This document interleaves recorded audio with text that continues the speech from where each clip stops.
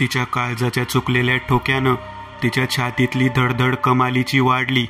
सुकोमल त्वचेवरील Rome Rome फुलावरून उठले.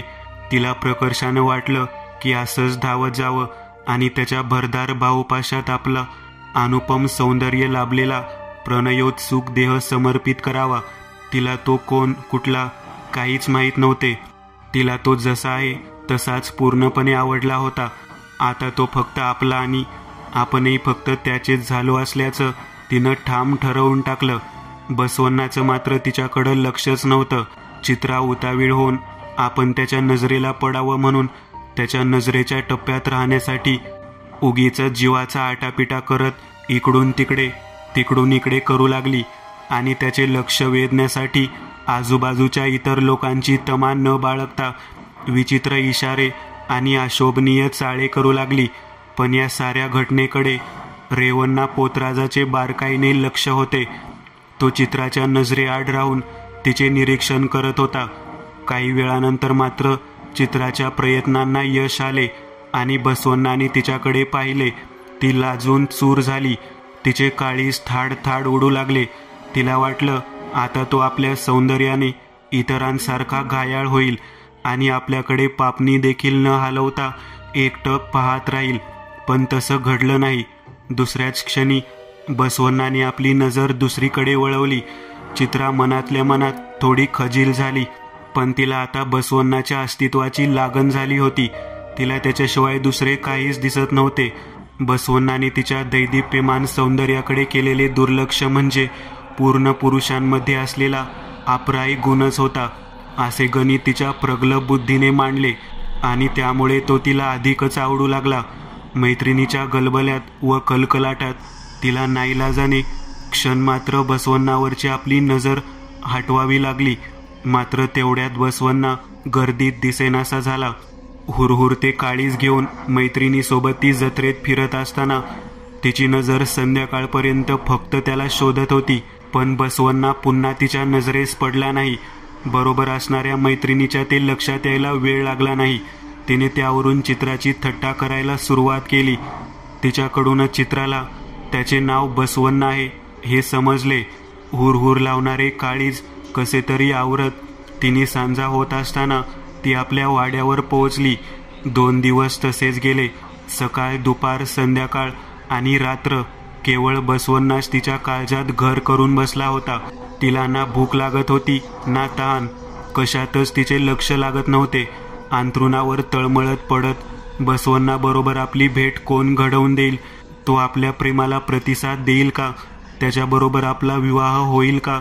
विवाह झाल्यानंतर आपल्या आयुष्यात सुख, समृद्धी, आनंद दुथडी भरून वाहील याबद्दल तिला खात्री होती. पण त्यासाठी आपली आणि बसवण्णाची लवकरात लवकर भेट होणे आवश्यक आहे. याच विचारात खिडकीत येऊन उभी राहिली.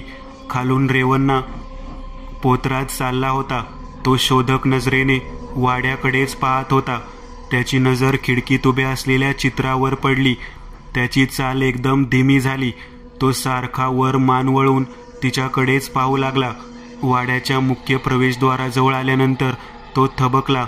जणू वाड्यात जावे की नको हा विचार त्याच्या मनात चालला होता. त्याची चलबिचल चित्राच्या लक्षात आली. तिने त्याला आत येण्याची खूण केली. पडत्या फळाची आज्ञा समजून रेवन्ना आत शिरला. चित्रा सोफ्यावर बसली होती. तिच्यापासून 10 हात अंतरावर रेवन्ना जमिनीवर गुडघे मुडपून उजवीकडे बसला. चित्राने आपल्या नाजूक पण जरब बसवणाऱ्या आवाजात त्याला विचारले, काय रे, काय सांगायचं आहे तुला? रेवन्ना नजर चुकवून खाली पाहत म्हणाला, काय नाही जी. खोटं बोलू नकोस, बोल स्पष्टपणे. रेवन्ना चाचरत म्हणाला, परवा जत्रा भरली होती, आपल्याला तिथं पाहिलं मी. चित्रा जरबेच्या आवाजातच म्हणाली, मग? पण तिला संशय आला. जत्रेत आपण बसवण्णाला पाहताच आपली झालेली चलबिचल आणि आक्षेपार्ह हालचाली याने पाहिलेले असणार. आपण त्याच्यावर पूर्ण फिदा असल्याचे याने ताडले असणार आणि त्याच संदर्भात याला काहीतरी बोलायचे असणार. पण आपण स्वतःहून बोलल्याशिवाय काहीही सांगायचं धाडस हा करणार नाही. चित्रा मनातल्या मनात विचार करत त्याच्याकडे रोखून पाहत होती. रेवन्ना कधी खाली तर कधी तिच्याकडे पाहत बोटाने जमिनीवर काहीतरी गिरवल्यासारखे करत गप्प बसला होता. तिने ताडकन विचारले, बसवण्णाला ओळखतोस? रेवण्णाने ओळखले. घाव वरमी बसला आहे आणि विषयाला तोंड फुटले आहे. तो ताडकन उठत म्हणाला, वयजी, इथं शेजारच्या गावातच राहत होतो. चित्रा सोफ्यावरून उठत निश्चयी सुरात म्हणाली, घेऊन ये त्याला. रेवण्णा झटका बसल्यासारखा म्हणाला, इथं वाड्यावर? चित्रा फक्त हुंकारली आणि तिने त्याच्याकडे प्रश्नार्थक नजरेने पाहिले. रेवण्णा दबक्या आवाजात, वयजी, लगीच जातो. असा जातो ना असंच घेऊन येतो. असं म्हणून तातडीने निघाला. चित्रा म्हणाली, थांब. असं म्हणून तिने बाहेर लावलेल्या मोगऱ्यावरची ओंजळभर फुले आणली आणि म्हणाली, ही दे त्याला.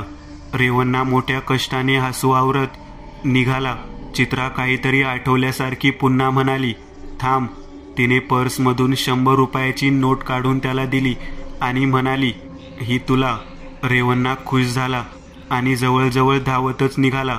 बसवण्णा घरातच अंथरुणावर हात कपाळावर घेऊन पडला होता.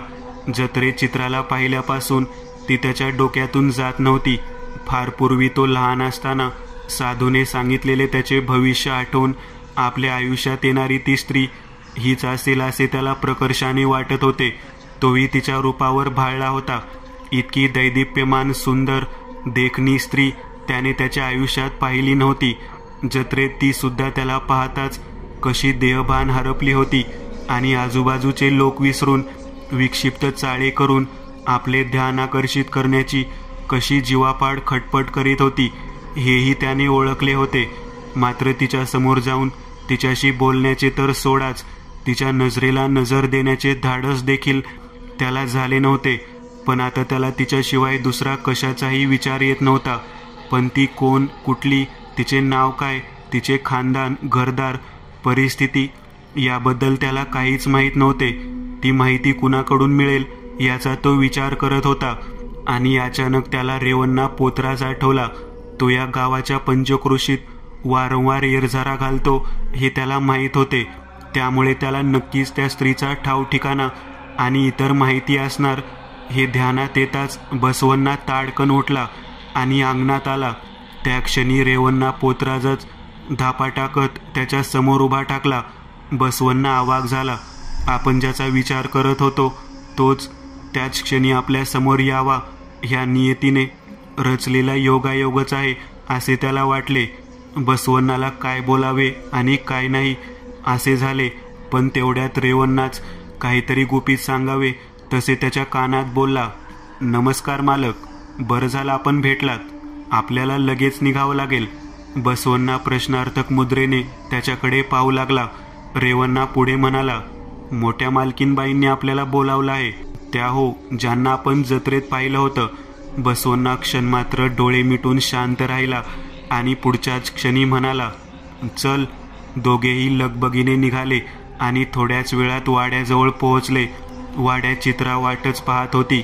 तिने पुढे येऊन हात जोडले आणि यावं, बसावं म्हणत तिने सोफ्याकडे बोट दाखवले. रेवण्णा त्या दोघांकडे आळीपाळीने पाहत होता. तिने त्याला बाहेर जा म्हणून खून केली. रेवण्णा मान झुकवून निघून गेला. बसवण्णा तिच्याकडे पाहत तसाच उभा होता.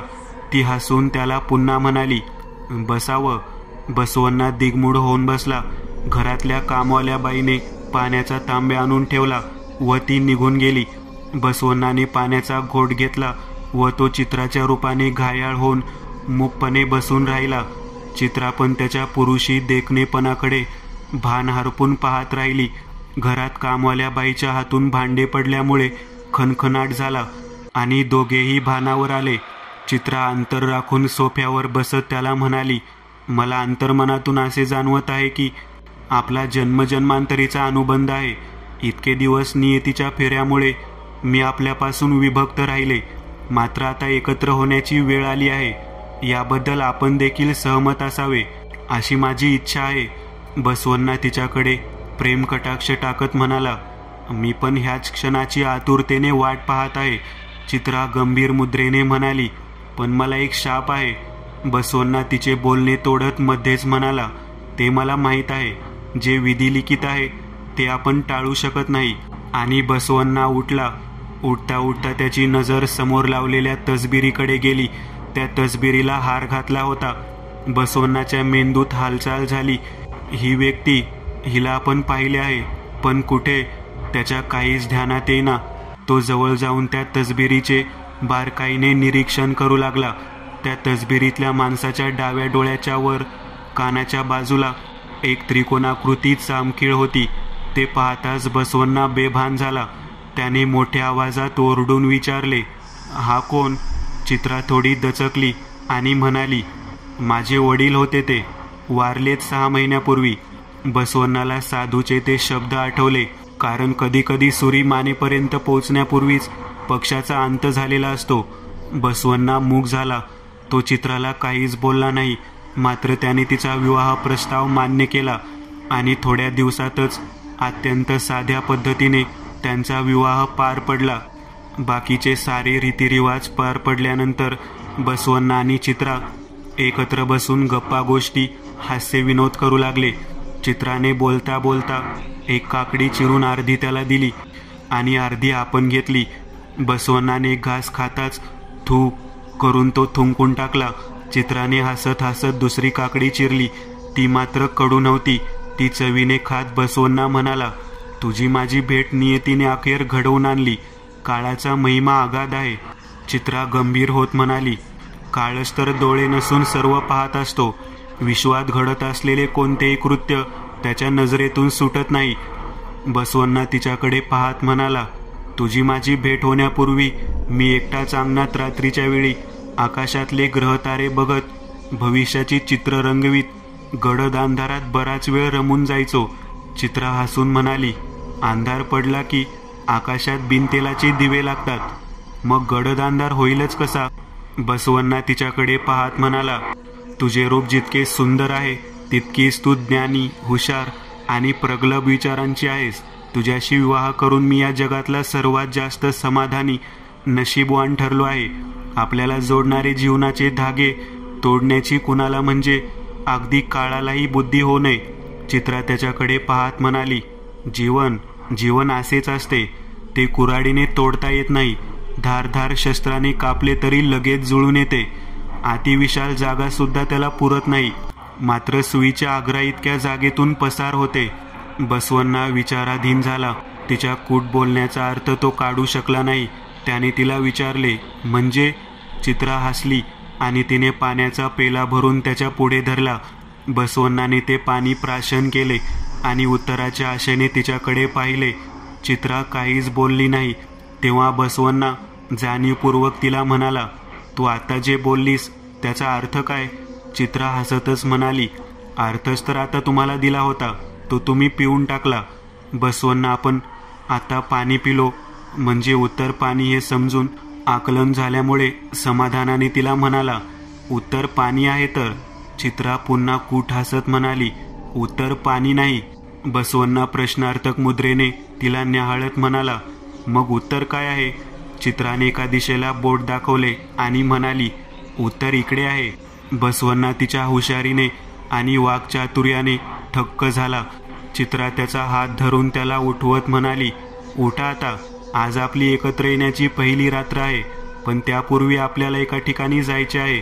बसवण्णा सहमत होत उठला. चित्रा त्याच्याकडे डोळे भरून पाहत राहिली. तिच्या डोळ्यात पाणी भरून आले. गदगदित होत ती म्हणाली, आपल्याला जावं तर लागणारच आहे, पण आपण दोघेही परत इथे येण्याची शाश्वती नाही. देवीची कृपा. साधू बोललेले शब्द न शब्द त्याला आठवू लागले. तो साधू बोलला, अगदी तसेच तर सारे घडत होते. चित्रा त्याला घेऊन देवीच्या त्या जीर्ण शीर्ण मंदिरात आली. त्याने चित्राच्या सांगण्यानुसार देवीपुढे दंडवत घातला. मेघांचा गडगडाट आणि विजांचा कडकडाट थांबल्यावर देवीची मूर्ती थरथरली आणि बसवण्णाच्या कानावर प्रश्न पडू लागले. जणू देवीच बोलत होती. पहिला प्रश्न, कडू असते पण कडू नसते असे फळ कोणते? बसवण्णाला सकाळची घटना आठवली, जेव्हा चित्राने त्याला इतर सारी फळे, सफरचंद, मोसंबी, केळी, संत्रे इत्यादी सोडून फक्त काकडीच खायला दिली होती. ती पण पहिल्यांदा कडू निघाली आणि नंतरची कडू नव्हती. काकडी. डोळे नसून विश्वातली प्रत्येक कृती कुणाला दिसते? चित्रा म्हणालीच होती सकाळी आपल्याला. काळ डोळे नसून सर्व पाहत असतो. काळाला तेलाविना दिवे लागतात कुठे? बसवण्णाला जागून काढलेल्या अंधाऱ्या रात्री आणि चित्राचे त्यावरचे मिश्किल उत्तर आठवले. आकाशात तोडले तर तुटत नाही, कापले तर पुन्हा जुळते. विशाल जागा सुद्धा कमी पडते आणि अतिसूक्ष्म छिद्रा इतके दार त्याला पुरते. असे काय आहे? सकाळी बसवण्णा ह्याच प्रश्नाचे उत्तर शोधताना चित्राने दिलेला पाण्याचा पेला त्याला आठवला. पाणी, उत्तर काय आहे सांग? चित्राने सकाळी उत्तर विचारल्यावर उत्तर दिशेकडे बोट दाखवले होते. दिशा. अचानक मंदिर दिव्यांच्या उजेडात झगमगून उठले आणि पाठोपाठ समाधानी आवाज आला. ज्यासाठी तुमचा जन्म झाला आहे ते कार्य तुम्ही यशस्वीरित्या पूर्ण केले आहे आणि आता तुम्ही केवळ शापमुक्त झाला नाहीत तर त्यापेक्षाही अधिक मुक्त झाला आहात. 84 लक्ष फेऱ्यातून मुक्त झाला आहात. बसवण्णा आणि चित्रा आनंदाच्या अत्युच्च पातळीवर पोहोचले आणि हातात हात घालून मंदिराच्या प्रवेशद्वारातून बाहेर पडू लागले. तेवढ्यात प्रवेशद्वाराची अजस्त्र शिळा निसटली आणि ते दोघेही त्याखाली पूर्ण चिरडले गेले. पण त्यांच्या ओठावरचे विजयी हास्य तसेच चिरंतन गोठल्यासारखे त्यांच्यासोबत अखेरपर्यंत राहिले. मंदिराच्या गाभाऱ्यातून गंभीर आवाज घुमत घुमत बाहेर आला. काही जीव केवळ निमित्त मात्र जन्माला येतात. इतरांसारखे ते फुकाची बेरीज वजाबाकी करत मोलाने राबल्यासारखे राबत नाहीत. त्यांची भूमिका तेवढीच अल्प असते, पण जाताना त्यांच्या ओठावर यशाचे चिरंतन हास्य उमललेले असते.